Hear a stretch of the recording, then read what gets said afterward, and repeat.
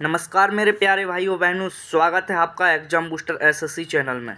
आज की क्लास में अपन करने वाले हैं लूसेंट के 25 क्वेश्चन और 25 क्वेश्चन अपने रहेंगे साइंस के।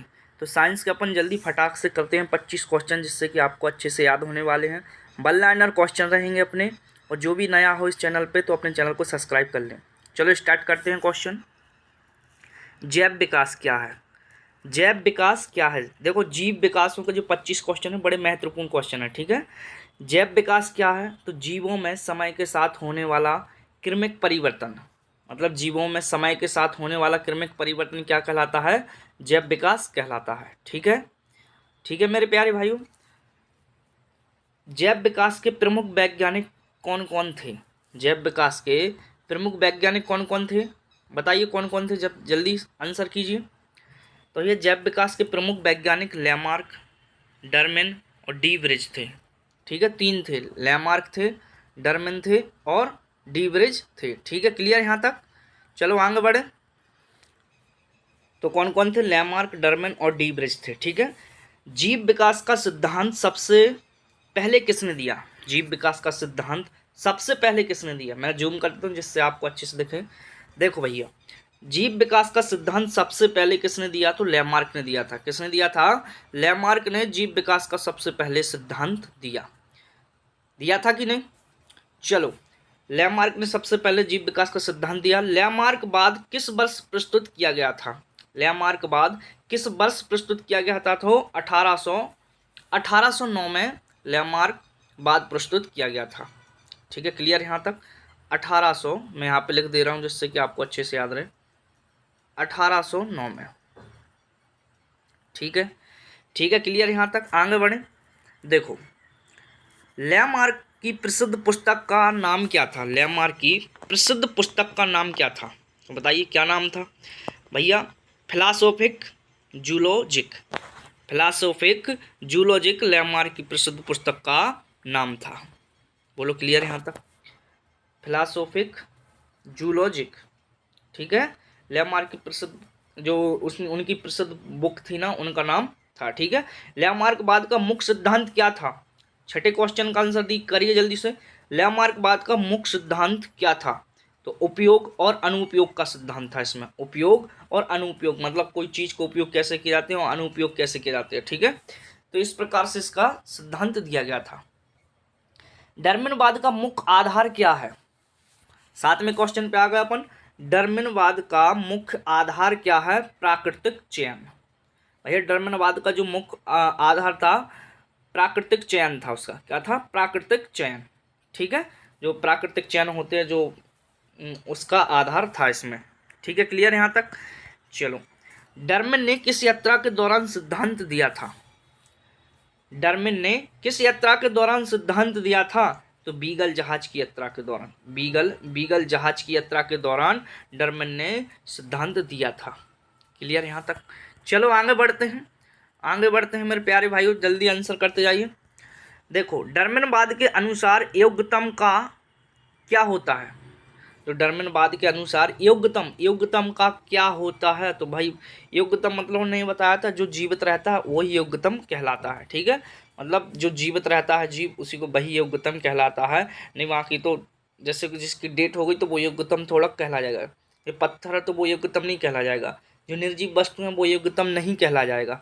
मतलब डरमिनवाद के अनुसार योग्यतम वही कहला जाएगा जो जीवित है इस पृथ्वी पर, ठीक है। समझ में आई इतनी सी बात? चलो देखो, डरमिन के अनुसार विविधता क्यों होती है? विविधता मतलब डरमिन के अनुसार वो बोलते थे कि भैया ये अलग अलग चीज़ें क्यों दिखती हैं। मतलब कोई नेचुरल चीज़ है, मतलब ऐसे कि प्राकृतिक चीज़ है, कभी वो अलग दिखने लगती कभी अलग दिखने लगती। जैसे कि पेड़ पौधों में वातावरण के अनुकूल के कारण, जैसे मौसम के अनुसार वो ढलते रहते हैं, है ना। जैसे कि लोग जैसे जीव जंतुओं में हैं, जैसे कि जब उनको सर्दी का टाइम आता है तो उनके जो रोम होता है ना, जो उनके बाल होते हैं ना, तो वो निकलने लगते हैं क्योंकि वो बचाव करते हैं ना किसकी? सर्दी का। तो मतलब इस प्रकार से विविधता दिखाई देने पड़ती हैं, ठीक है, दिखती हैं। तो वातावरण के अनुकूल के कारण विविधता में अंतर दिखाई देता है। क्लियर?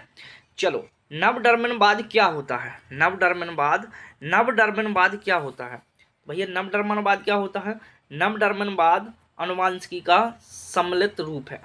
मतलब नवधर्मवाद क्या है? अनुवांशिकी का सम्मिलन मतलब सम्मिलन या सम्मिलित रूप है, ठीक है, नवधर्मवाद, उसमें ये बताया गया है, ठीक है, क्लियर यहाँ तक। तो नवधर्मवाद क्या है? नवधर्मवाद प्लस अनुवांशिकी का सम्मिलन, ठीक है। जीवासन क्या होते हैं? जीवासन क्या होते हैं मेरे प्यारे भाइयों? प्राचीन जीवों के अवशेष। जो प्राचीन जीव मतलब जो बहुत पुराने जीव है ना, उन्हीं के अवशेष रखे रहते हैं ना, उनको क्या बोलते हैं? जीवासन, ठीक है। अवशेष उनके जो मतलब स्ट्रक्चर है, ढांचा है ना, उनको प्राचीन जीवों के अवशेष, ठीक है, तो उनको क्या बोलते हैं मेरे प्यारे भाइयों? जीवासन। चलो यहाँ तक सबको क्लियर हुआ होगा। चलो आगे बढ़ते हैं। हाँ, प्राचीन जीवों के अवशेष, ये हो गया क्वेश्चन। जीवासन विज्ञान क्या कहलाता है? जीवासन विज्ञान क्या कहलाता है बताइए, जल्दी बताइए मेरे प्यारे भाइयों, जल्दी से बताइए, आंसर करते जाइए। अपन डेली करते हैं यहाँ पे 25 क्वेश्चन, 30 क्वेश्चन, 40 क्वेश्चन, ठीक है। तो आपको यहाँ पे क्या करना है, अपने जो भी नए हों तो अपने चैनल को सब्सक्राइब जरूर कर लें, जिससे कि आपको एक क्लास मिलती जाए। जीवाश्म विज्ञान क्या कहलाता है? तो जीवाश्मों का अध्ययन ही जीवाश्म विज्ञान कहलाता है, ठीक है। जीवाश्मों का अध्ययन जीवाश्म विज्ञान कहलाता है। जैव विकास के प्रमाण में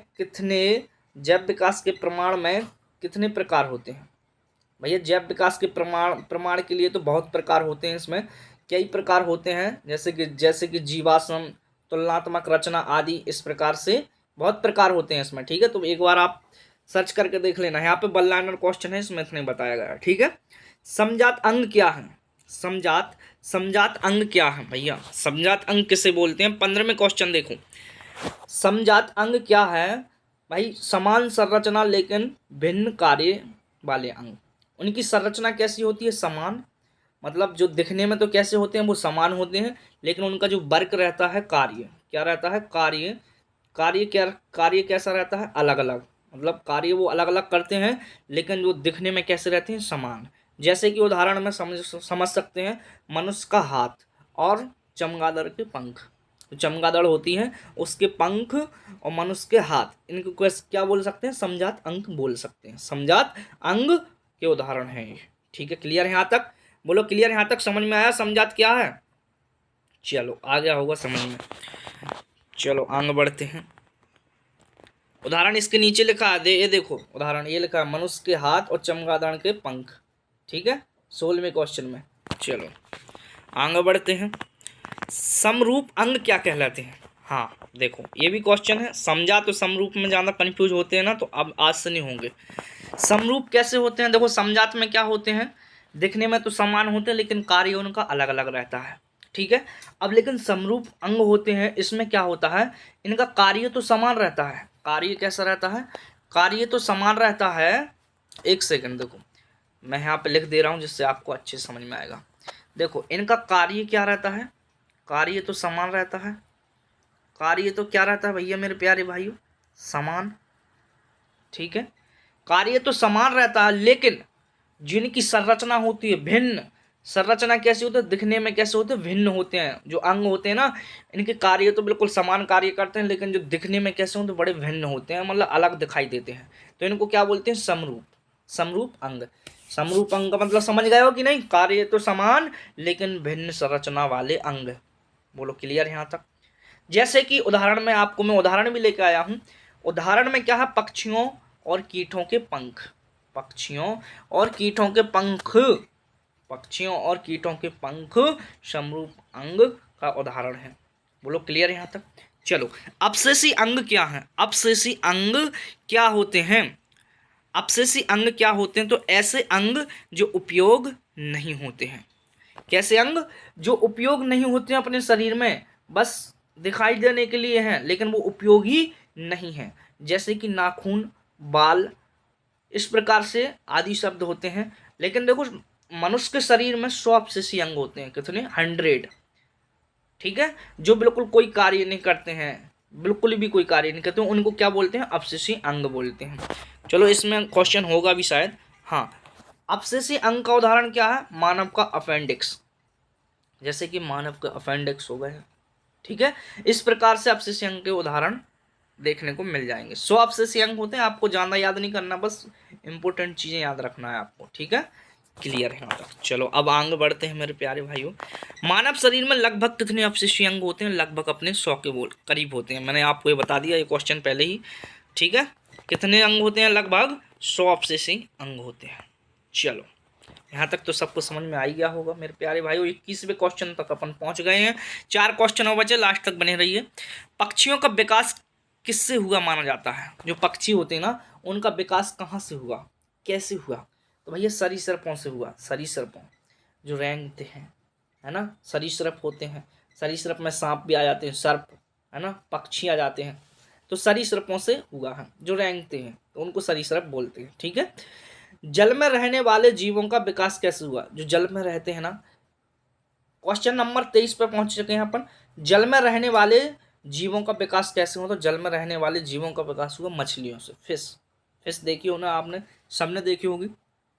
तो मछलियों से जल में रहने वाले जीवों का विकास हुआ। बोलो क्लियर यहाँ तक। चलो स्थल जीवों का विकास किससे हुआ? जो स्थल जीव होते हैं ना, जैसे स्थल जल में मतलब जल पानी, और स्थल मतलब पृथ्वी। पृथ्वी पर रहने वाले जीवों का विकास कैसे हुआ? तो भैया उनका विकास हुआ उभयचरों से। कैसे हुआ? उभयचर। उभयचर किसे बोलते हैं? जो जल में भी रह सकते हैं और पृथ्वी पर भी रह सकते हैं, उनको क्या बोलते हैं? उभयचर। जैसे कि मगरमच्छ हो गया, अभी कछुआ भी हो गया, ये कैसे जीव हैं? उभयचर जीव हैं। ये बाहर भी बैठ के सर्वाइव कर सकते हैं और पानी में भी बैठ सकते हैं, ठीक है। तो इनको क्या बोलते हैं? उभयचर। क्लियर यहाँ तक मेरे प्यारे भाइयों। 24 क्वेश्चन अपन पहुंच के, लास्ट क्वेश्चन और बचा है 25वां क्वेश्चन। जैव विकास के अध्ययन को क्या कहते हैं? इसका आंसर आपको कमेंट करना है। जैव विकास के अध्ययन को क्या कहते हैं? मैंने इसका आंसर मिटा दिया, ठीक है। जैव विकास के अध्ययन को क्या कहते हैं मेरे प्यारे भाइयों?